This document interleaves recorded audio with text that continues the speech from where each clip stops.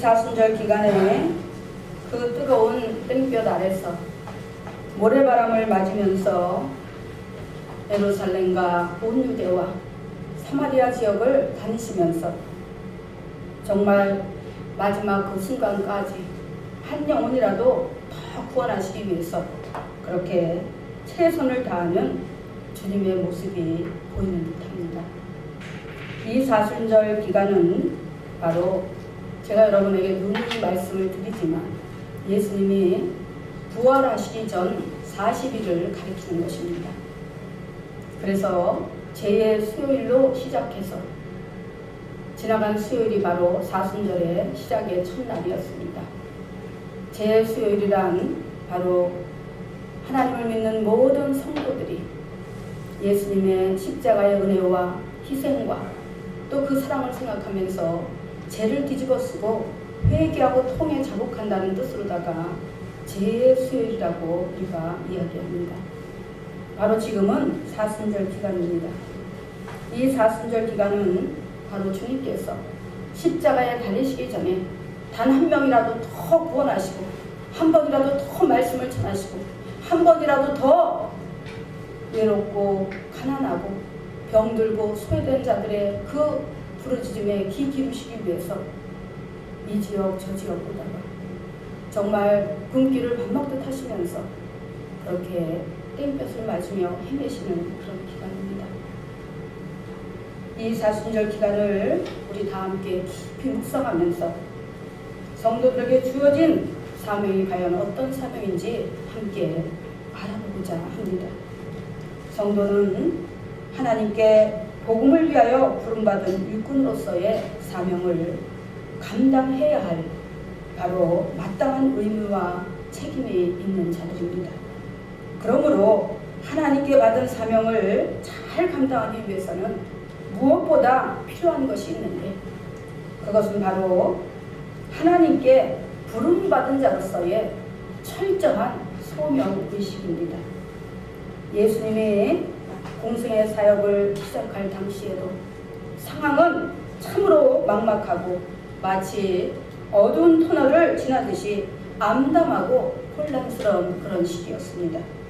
더구나 하나님께 택함받은 유대민족은 로마의 구속 아래서 국권도 주권도 다 잃어버리고 그야말로 겨우 목숨을 부지하는 그런 처참한 상황이었습니다.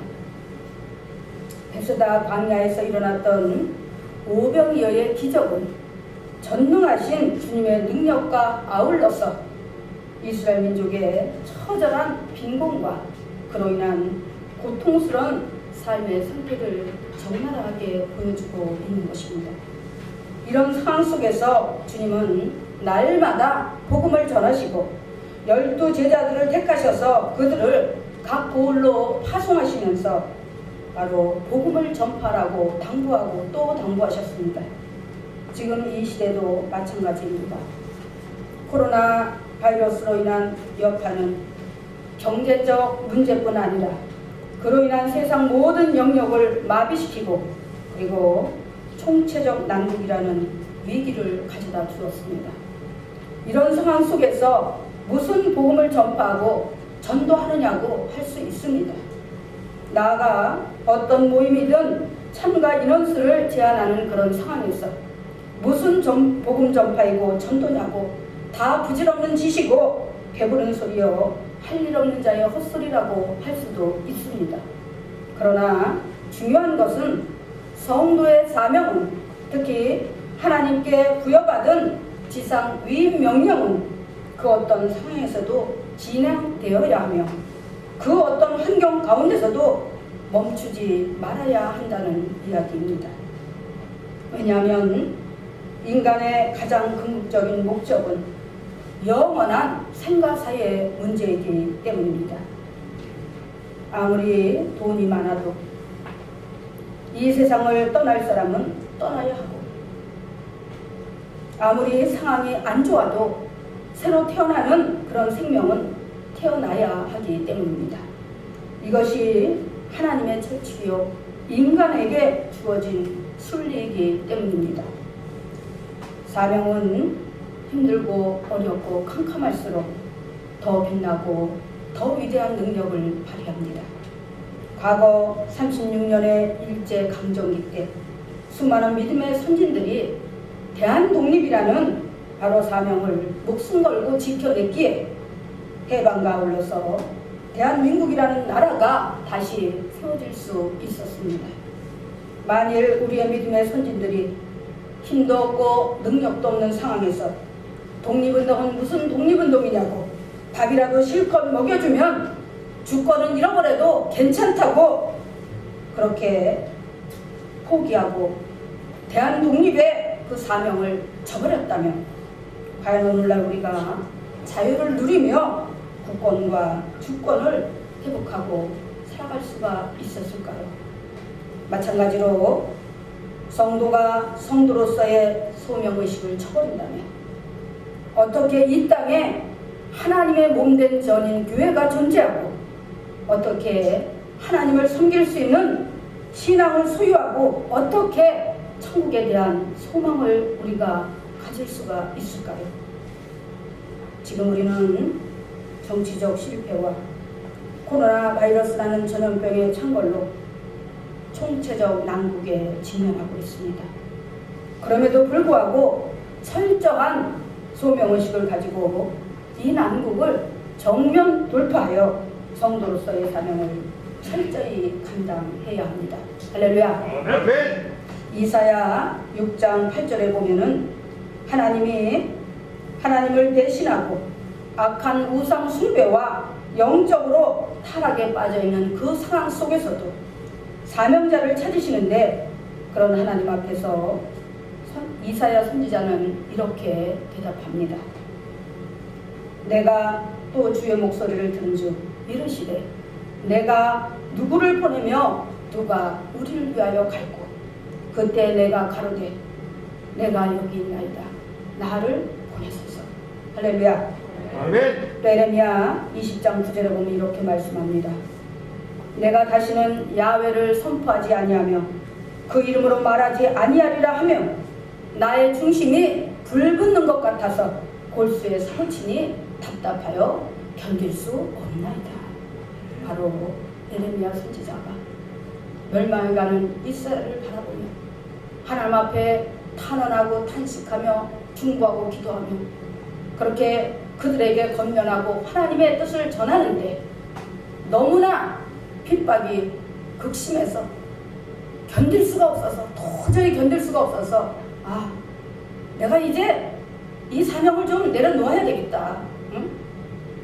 내가 이러한 극심한 핍박과 고통을 당하면서 공격을 받으면서 내가 누구를 위하여 저들에게 복음을 전파하려는가. 이제는 그만 내려놓고 싶다.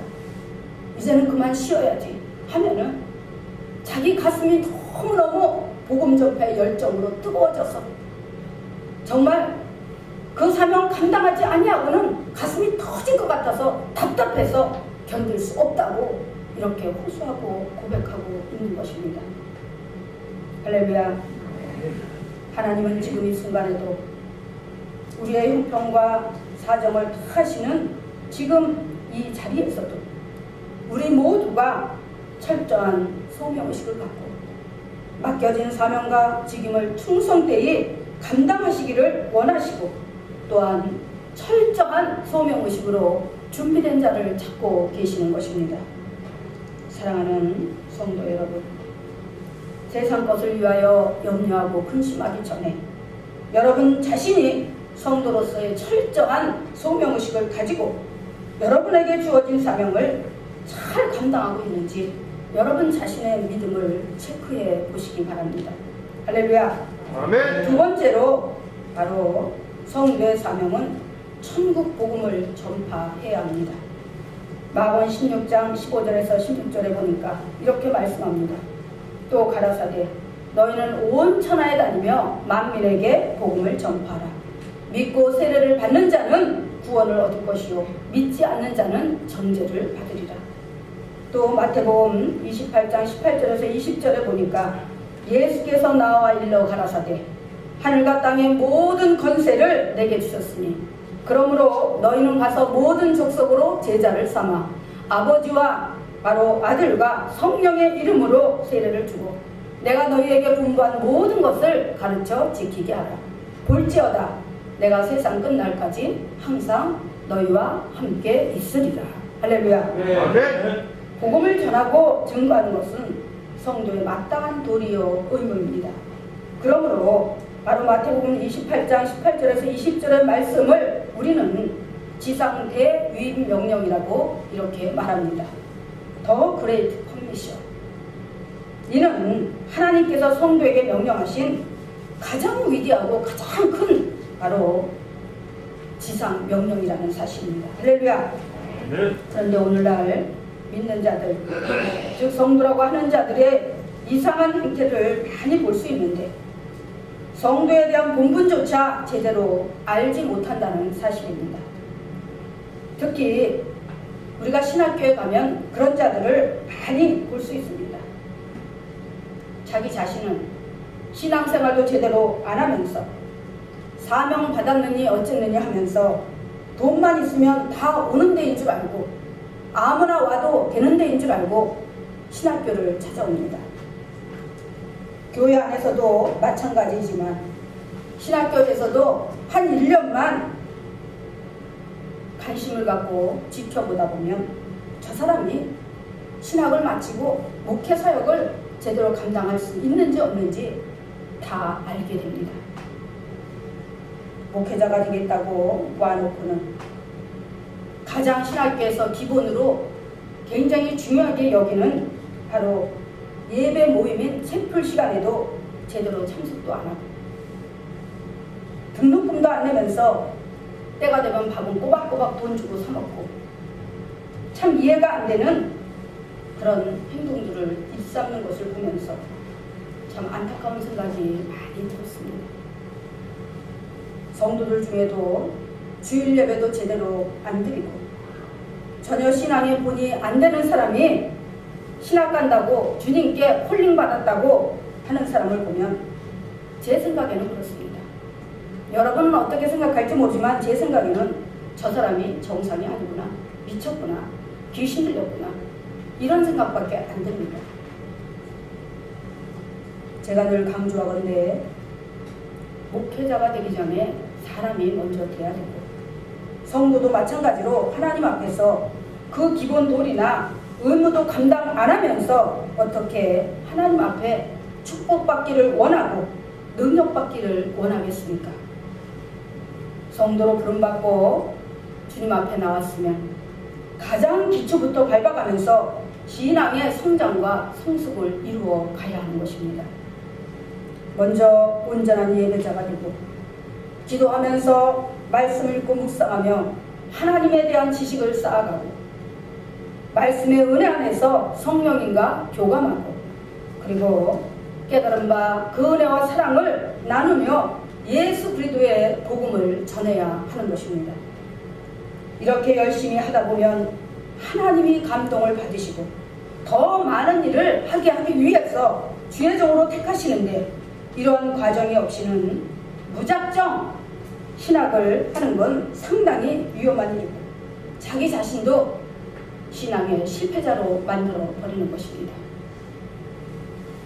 지금도 1년에 수천 명씩 쏟아져 나온 신학생들이 사역도 안 하면서 나도 신학했네, 나도 신학 4년을 마치고 아니면 어떤 군수교단을 나왔든지 나도 주예종으로서의 교육을 받았으니까 나도 주예종이네 하면서 교만이 머리까지 가득 차서 신앙생활도 제대로 안 하고 그렇다고 어느 교회 가서 봉사도 안 하고 막말로 중도 아니고 석한이도 아니고 그렇게 살아가는 사람들이 수없이 많이 있다는 사실입니다.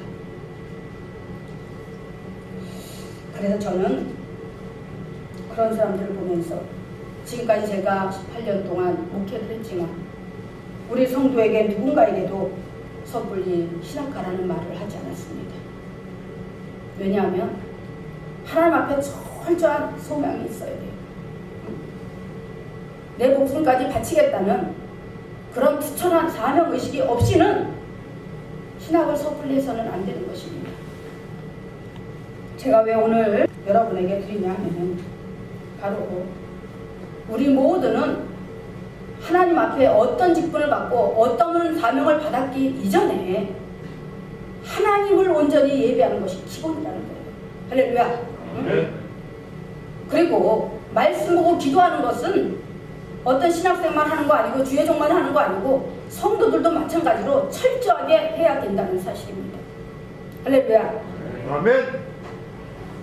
바로 어떤 상황에서든지 여러분 스스로가 하나님 자녀인 것이 감사하고 자랑스러우면 자신있게 입을 열어서 예수님을 전하는 것이 바로 그것이 하나님 뜻에 합당한 삶을 살아내는 것입니다. 요한복음 15장 16절에도 보면 이렇게 말씀합니다. 너희가 나를 택한 것이 아니니 내가 너희를 택하여 세웠나니 이는 너희로 가서 열매를 맺게 하고 그 열매가 항상 있게 하여 내 이름으로 아버지께 무엇을 구하든지 다 얻게 하려 함이라.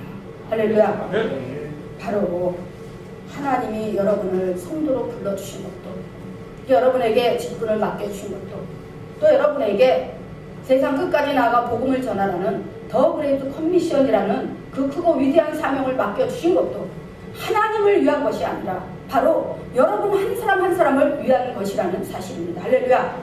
응? 할렐루야. 아멘. 제가 이제 우리 문제가 그 장염에 걸렸는데 그 장염이 보름을 넘기는 거예요. 그래가지고 밥을 먹지를 못하는 거예요.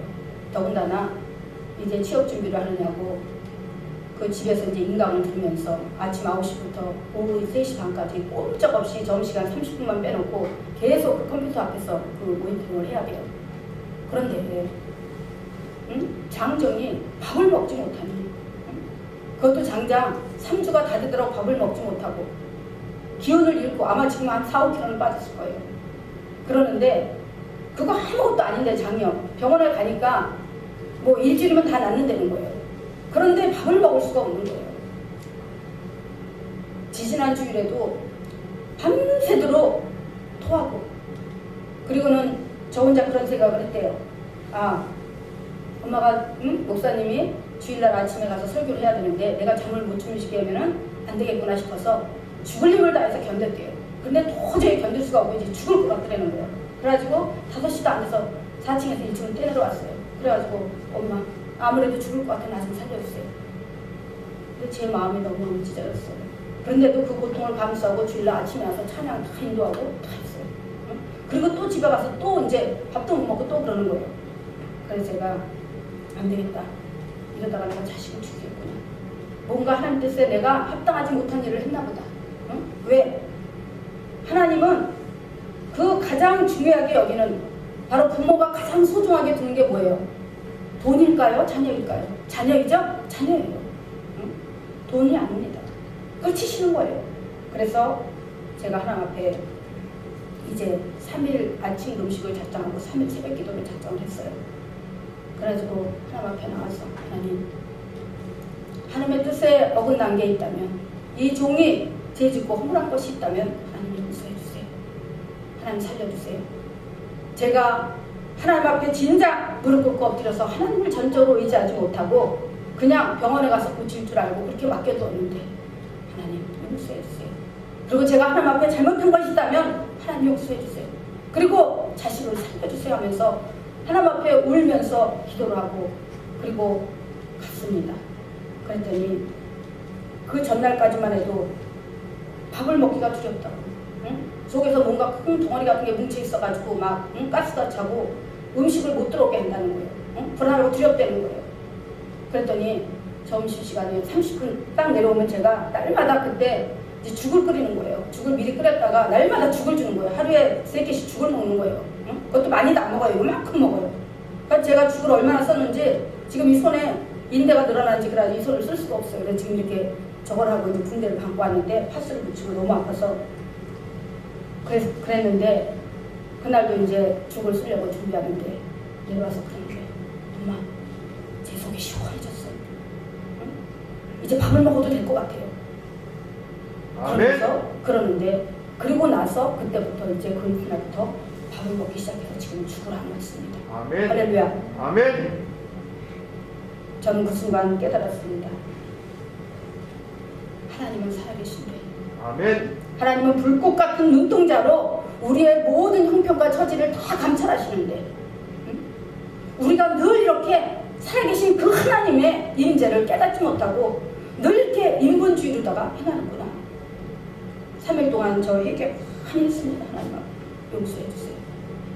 근데 무엇보다도 중요한 것은 여러분이 말씀과 기도로 깨어있고, 그리고 하나님의 자녀라는 그 소명의식이 철저히 여러분 안에 자리 잡고 있다면 하나님이 보내는 그 영적인 미세하고 미묘한 그런 사인을 깨달을 수가 있다는 거예요.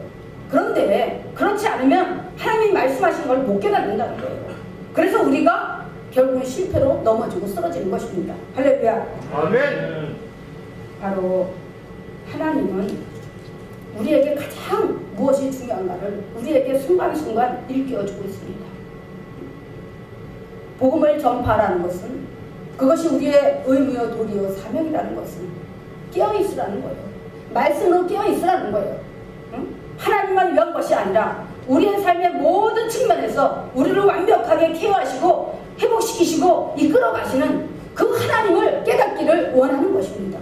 내가 하나님의 그 사랑과 그 말씀의 놀라운 능력을 체험하지 아니하고는 누구에게도 전할 수가 없는 것입니다. 할렐루야. 아멘. 그래서 하나님은 우리가 잠깐 좀 영적으로 무뎌질 때 하나님은 채찍을 들어서 깨닫게 하시고 하나님이 어떤 분인가를 우리로 하여금 알게 해주시는 것입니다. 할렐루야. 아멘. 저는 3일 동안 아침 음식을 하고 기도하면서 바로 말라기 3장, 말라기 4장 2절의 말씀을 계속 묵상을 했습니다. 내 이름을 경외하는 너희에게는 의로운 해가 떠올라서 치료하는 광선을 바라리니 너희가 나가서 외양간에서 나온 송아지같이 되리라. 할렐루야. 아멘. 이 치료의 광선이란 우리의 육신의 질병과 아울러서 우리의 삶의 모든 구석구석 부분을 다 조명하신다는 거예요. 할렐루야. 아멘. 그런 모든 것이 케어되고 회복되며 정상으로 온전해지는 역사가 일어나게 되는 것입니다. 할렐루야. 아멘. 바로 복음을 전하는 일을 잘 할 수 있도록, 그리고 그 복음의 열매가 잘 맺을 수 있도록 우리를 인도하시고 도와주시는 분이 바로 보혜사 성령이십니다. 내가 이래서 기도 못하고, 이래서 내가 전도 못하고, 이래서 내가 좀 힘들다고 이러기 전에 바로 우리 가장 가까이에서, 바로 내 옆에서, 늘 내 마음 가운데서 권면하시고 깨닫게 하시고 인도하시고, 또 내가 미처 하나님 앞에 아랫바를 알지 못하고 자충우돌할 때도 성령님은 친히 하나님 앞에 탄식함으로 우리의 입장에서 간구하심으로 우리의 길을 열어가시고 온전케 하신다는 것입니다. 할렐루야. 아멘. 바로 여러분의 삶의 자리에서 늘 성령님과 교제하면서 하나님이 우리에게 맡겨준 사명과 책임이 무엇인가를 그 중요한 일에 먼저 힘쓰고 했을 때 하나님은 우리가 어떤 위기를 만나고 어떤 장애물을 만날 때 깨닫게 하셔서 온전한 길로 인도하신다는 사실을 기억하시기 바랍니다. 이제 끝으로 세 번째, 우리는 받은 은사를 잘 활용해야 합니다.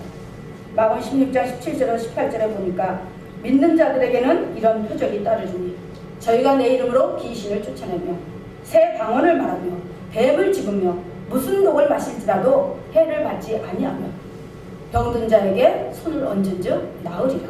할렐루야. 예수 그리스도를 영접하고 주 앞에 나오는 성도들에게는 주님께서 여러 가지 은사와 능력을 주셨습니다. 왜 주셨을까요?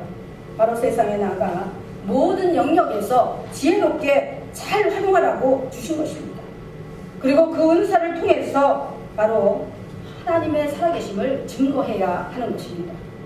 그래야 할 때 나도 살고 남도 살리는 그런 생명의 역사가 일어나게 되는 것입니다.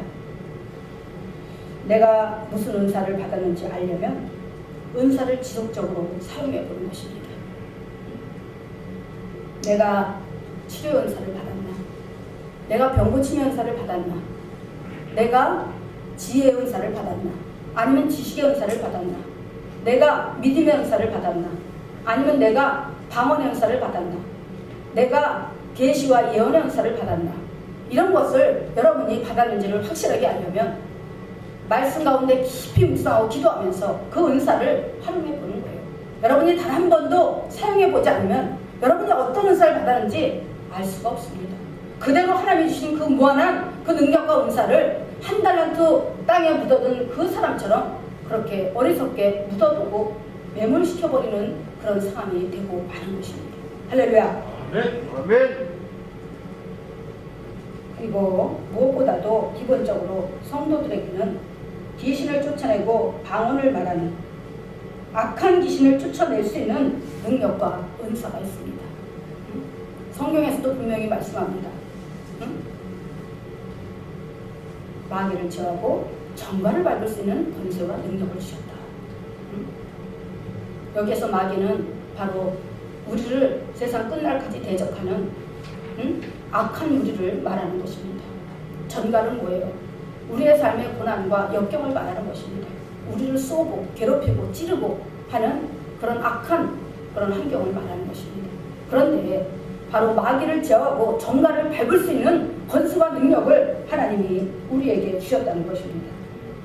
왜냐하면 예수 그리스도의 십자가의 공로로 어둠의 권세인 바로 사단 마귀를 제어할 수 있는 영적 권세가 우리 모두에게 임했기 때문입니다. 예수님이 십자가에 달리셔서 운명하시기 직전에 예수님은 그렇게 외치셨습니다. 내가 다 이루었다. 이는 뭐냐? 바로 아담과 하와가 죄를 범함으로 하나님이 주신 모든 그런 영권, 모든 특혜 그런 것을 사단 마귀에게 다 넘겨버리고 말았습니다. 심지어 영원한 생명권까지도. 그래서 마귀에게 인간이 소유할 수 있는 모든 권한이 다 넘어가 버렸어요. 그리고 나서 인간에게 임한 것은 가시와 엉겅퀴, 질병과 고통, 사망, 권세 이런 것이 임하게 되었다는 것입니다. 그런데 그것을 다시 회복시키기 위해서는 누군가 인간이 저지른 죄를 대속해야 되는데, 갚아줘야 되는데, 아무리 똑똑하고 잘난 인간도, 아무리 돈이 많고 권세가 있는 인간도 누구도 그 죄를 대신할 수 없다는 거예요. 왜? 아담으로부터 피를 물려받고 이 땅에 태어난 아담의 후예이기 때문에 우리의 질병이 전가되고 유전되듯이 그 죄도 전가되고 유전되기 때문입니다. 할렐루야. 그래서 아무런 흠도 티도 점도 없는 완벽하신 존재가 우리의 죄를 대신 갚아주고 대속을 해야 되는데 바로 그분은 하나님밖에 없다는 사실입니다. 할렐루야. 그래서 하나님이 친히 인간의 몸을 입고 이 땅에 오셔서 우리의 죄를 모두 담당하시고 그리고 끌어안으시고 십자가에서 죽으심으로 그 생명으로다가 대속하시고 대속하시기 직전에 이제 예수님이 외치시는데 내가 다 이루었다. 응? 완벽한 승리의 노래를 어떻게 해요? 외치신 것입니다. 선포하신 것입니다. 할렐루야. 그래서 우리가 이제 기본적으로는 마귀를 제어하고 정갈을 밟을 수 있는 권세와 아울러서 그리고 우리에게 바로 방언의 은사가 임했는데 그 방언은 바로 사람에게 하는 것이 아니고 내 영과 하나님의 영이 성령이 서로 교감하며 대화를 나누는 거예요. 할렐루야. 그래서 여러분이 반드시 이 성령을 받아야 돼요. 응? 방언의 은사는 받아야 되는 것입니다. 왜 못 받을까요? 사모하지 않기 때문에. 여러분이 정말 금식하며 죽도록 사모하면서 하나님 저에게 하늘 언어를 주세요. 응? 성령님과 정말 신비하게 서로 교감하고 대화를 나누고 성령님과 연합할 수 있는 그 힘의 근원인 바로 하늘 언어 방언을 주세요. 그렇게 여러분이 간구해 보셨다면 100% 200% 반드시 받았을 것입니다. 근데 에이 믿음 좋은 사람이나 받는 거겠지. 교회 오래 다니는 사람들이나 받는 거겠지. 아니면 직분 있는 사람이나 받는 거겠지. 이렇게 치부해버리고 하나님 앞에 죽도록 사모하며 간구하지 않았기 때문에 그것을 받지 못했던 것입니다. 할렐루야. 바로 우리가 하나님께 받은 그런 은사와 능력을 이제 신앙의 과정에서 담대하게 우리가 사용해야 되는데 하나님 앞에서만 그 은사를 사용하는 것이 아니라 그런 것입니다. 어떤 자리, 어떤 영역에 여러분이 서 있든지 간에 그 자리에서 하나님 주신 지혜와 지식의 은사와 총명과 명철과 또 섬김의 은사와 이런 모든 은사를 잘 활용하면 여러분의 인생의 성공자가 된다는 거예요. 할렐루야. 하나님은 어떤 하나님이에요? 전인적인 구원의 하나님. 하나님이 만약에 전인적인 구원의 하나님이 아니었다면 왜 유대민족에게만 복음을 전하고 하나님의 택한 백성에게만 복음을 전하고 천국으로 인도하시지 왜 이방인들에게 예수 그리스도를 십자가에 못 박을 수밖에 없는 그 무지하고 어리석은 강팍하고 완악한 이방인들에게 왜 그토록 고통을 받고 그토록 핍박을 받으면서 복음을 전하셨을까요? 그리고 왜 사도 바울을 제자로 택하셔서 왜 이방 지역으로 이방 선교사를 파송하셨을까요? 하나님은 온 인류가 믿음 안에서 하나님을 섬기기를 원하고 하나님을 잘 섬기다가 이제 하나님의 나라가 임할 때에 모두가 다 천국 백성이 되어서 하나님과 같이 왕 같은 삶을 살게 해주시기 위함인 것입니다. 할렐루야. 아멘. 그러므로 우리가 하나님 살아계심을 증거하려면 어떻게 해야 돼요? 우리가 말씀도 전하고 기도도 해야 되지만은 바로 우리에게 임한 하나님의 은사를 활용하는 것입니다. 활용하는 거예요. 할렐루야. 사도행전 3장에도 보면은 베드로와 요한이 기도 시간이 되어서 성전으로 제9시 기도 시간에 성전으로 기도하러 들어가는데 성전 입구에서 40년 동안이나 바로 지체장애인으로다가 다리를 못 쓰는 그런 사람이 한 번도 걸어보지 못한 자가 그날도 여느 때와 마찬가지로 성전 미문에 앉아 있었습니다. 그런데 그 이스라엘 민족은 제9시, 3시, 11시 이렇게 시간을 정해놓고 하루 3번씩 기도를 합니다. 그런데 수많은 사람이 성전으로 들어갔다 나갔다 하면서 기도를 했을 텐데 왜 그 중에 단 한 번도 그 안진뱅이 그 지체 장애자에게 복음을 전하지 않았을까요? 예수님께 받은 치유의 은사를 왜 활용하지 않았을까요? 바로 그런 것 때문에 그 미문에 앉아있던 그 지체 장애자 그 사람은 40년 동안이나 단 한 번도 일어나보지 못하고 걸어보지 못했던 것입니다. 그러니까 그 지체장애자인 그 사람도 사람들이 성전으로 기도하러 들어갈 때도 그저 할 수 있는 것은 손을 내밀어서 구걸하는 것 뿐이었어요. 몇 푼 주십시오. 몇 푼 주십시오. 응? 그러면 지나가는 사람들이 몇 푼 던져주고 들어가고. 응? 복음이 구원의 은혜가 나만을 위한 것일까요? 나에게만 특별히 하나님이 주신 것일까요? 응? 병 고치는 은사가, 믿음의 은사가, 계시의 은사가, 방언의 은사가 응? 나 자신만을 위해서 주신 것일까요? 아니에요. 나 자신만을 위해서 주신 것이라면 하나님은 절대로 믿는 자들에게 은사를 주시지 않으셨을 것입니다. 왜? 사용할 데가 없으니까. 그렇죠? 응? 사용하지 않는 그 어떤 은사나 물질이나 능력은 아무 소용이 없는 것입니다. 할렐루야. 그런데 여느 때와 마찬가지로 손을 내면서 몇 푼을 구걸하는 그 지체 장애자에게 마침 제9시 기도 시간에 기도를 하러 성전으로 들어가던 바로 요한과 베드로 그 안진뱅이의 손을 탁 잡았어요. 잡고 뭐라 그래요? 응? 금과 은은 내게 없거니와 응? 내게 없거니와 뭐라 그래요? 내게 있는 것으로 내게 주노니 곧 나사렛 예수의 이름으로 일어나 걸으라 하면서 손을 탁 잡아채니까 이 안진뱅이 지체 장애자가 갑자기 그냥 힘을 얻더니 벌떡 일어난 거예요. 할렐루야. 할렐루야. 응? 베드로와 요한이 분명히 이렇게 말합니다. 응? 금과 은은 내게 없거니와 내게 있는 것으로 내게 주노니 곧 나사렛 예수 그리스도 이름으로 일어나 걸으라. 할렐루야. 바로 예수님이 다 이루셨다고 말씀하신 같이 그 어마어마한 능력과 은사가 바로 믿는 자들에게 주어졌는데 그것을 믿음으로 사용하고 선포할 때에 바로 40년이나 안진뱅이가 되어서 걸어보지 못한 그 지체 장애자가 벌떡 일어나면서 이제 그가 하는 행동이 뭡니까? 응?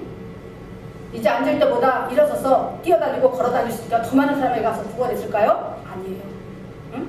성전으로 뛰어들어가면서 하나님을 찬양하고 참배했더라. 할렐루야. 할렐루야. 아멘. 바로 이렇게 내게 받은 은사를, 내게 주신 그 은사를 잘 활용할 때에 나도 살고 남도 살리는 이런 놀라운 생명의 역사가 일어나게 된다는 사실입니다. 할렐루야. 우리가 고린도전서 12장을 은사장이라고 하는데 거기에 보면은 지혜의 말씀 은사, 지식의 말씀 은사, 믿음의 은사, 병 고치는 은사, 능력 행함의 은사, 예언의 은사, 영분별의 은사, 방언의 은사, 방언 통역의 은사, 바로 이렇게 주신 은사로다가 그리스도의 몸이요 지체로 세우신 성도들로 하여금 사도, 선지자, 교사로 세우시고 하나님의 교회를 튼튼히 세우고 세상에 나가 복음을 전하고 전도하며 구원의 반열에 세우고 하나님 나라를 확장해 나가기를 간절히 원하셔서 성도들에게 이와 같은 놀라운 능력과 은사를 주셨다는 사실입니다. 그런데 이 모든 은사 다 받지 않아도 괜찮아요. 다 받았으면 더 좋겠죠. 그죠? 금상첨화이겠죠. 그러나 제가 여러분에게 기본적으로 받아야 되는 은사에 대해서 말씀을 드리고자 합니다. 우리가 반드시 받아야 되는 것은 믿음의 은사예요. 할렐루야. 그 아멘. 다음에 무슨 은사냐? 영분별의 은사예요. 할렐루야. 그리고 방언의 은사. 이 세 가지는 반드시 기본으로 받아야 됩니다. 왜냐하면 이 영분별의 은사는 여러분들이 영분별의 은사가 없습니다. 마지막 때 주님 앞에 설 수가 없어요. 응? 여러분에게 수없이 다가오는 그 공격과 장애와 그 방해물 속에서 여러분이 이것이 과연 하나님이 주시는 나를 믿음 안에 반석같이 세우기 위한 하나님의 사랑의 매인가, 아니면 사단 마귀가 나를 고꾸라뜨리고 완전히 밟으려고 나를 죽이려고 하는 그런 공격인가, 이것을 여러분들이 분별해야 된다는 것입니다. 그런데 영분별의 은사가 없으면, 믿음이 연약한데 어떤 한란과 역경이 오면 그냥 넘어진다는 거예요. 그냥. 그래서 하나님을 원망하고 이스라엘 민족이 애굽에서 나와서 광야로 갈 때 하나님 그들을 왜 끌어냈어요? 애굽의 장자들을 다 죽이면서까지 왜 그들을 이끌어냈어요? 살리려고. 할렐루야. 살리려고, 축복해 주시려고, 하나님의 자녀로 바로 세우시려고 그렇게 하셨는데 그들은 광야에서 조금만 어려움이 오자 원망하고 불평하면서 애굽에 장지가 없어서 여기까지 끌어내서 우리를 죽이느냐, 우리가 굶어 죽겠다, 응? 애굽에서는 우리가 부추와 마늘과 고기를 우리가 실컷 먹었는데 여기서는 맨날 이렇게 탁한 음식인 만나만 주고, 또 여기 나오니까 물도 없고, 우리 목말라 죽겠다 하면서 툭하면 지도자로 세운 바로 모세와 아론을 원망하고 공격하면서 원망하고 불평했습니다. 그들의 결말이 무엇이었을까요? 죽겠다고 하더니 그 말 그대로 광야에서 다 죽고 엎드러졌습니다. 할렐루야. 살겠다 하면서 영분별의 능력을 가지고 시험이 올 때, 환난이 올 때 그것을 잘 구별하고 믿음 안에 반석같이 자기 의지를 쳐서 복종시키고 하나님의 말씀대로 온전히 따라간 여호수아 갈렙은 마침내 가나안 땅에 들어가서 젖과 꿀이 흐르는 그 무한한 영역을 차지할 수가 있었다는 것입니다. 할렐루야. 은사는 특별한 사람이 받는 것도 아니고 성도라면 누구나 삼하고 간구할 때 받을 수 있는 바로 은사입니다. 그 은사를 여러분들이 세상에 나가 잘 활용하여 영광을 드러낼 때 하나님께서는 더 큰 일을 할 수 있도록 지혜와 능력을 부어주시는 것입니다. 성경에도 보면 다니엘이라든가 요셉은 하나님께 받은 계시의 은사와 믿음의 은사, 섬김의 은사를 잘 활용하여서 하나님 앞에서도 또 세상 가운데서도 승리하고 성공한 것을 볼 수가 있습니다. 은사는 교회 안에서만 사용하라고 주신 것이 아니라 세상 가운데서, 특히 여러분이 속해 있는 모든 영역에서, 직장에서, 사업장에서, 어떤 모임과 교제 가운데서도 사용하라고 주신 것입니다. 올해는 어찌하든지 하나님께 간절히 기도하면서 하나님이 주시는 은사를 지혜롭게 잘 활용하여서 하나님께도 칭찬받고 또 축복받으며 세상 가운데서도 빛을 발하는 여러분이 되시길 바랍니다. 특별히 주님이 십자가에 달리시기 위해서 준비하시는 이 사순절 기간에 경거망동하지 마시고 주님의 마음을 헤아려서 경건의 능력 가운데 온전히 거하는 여러분이 되시기를 주의 이름으로 축원합니다.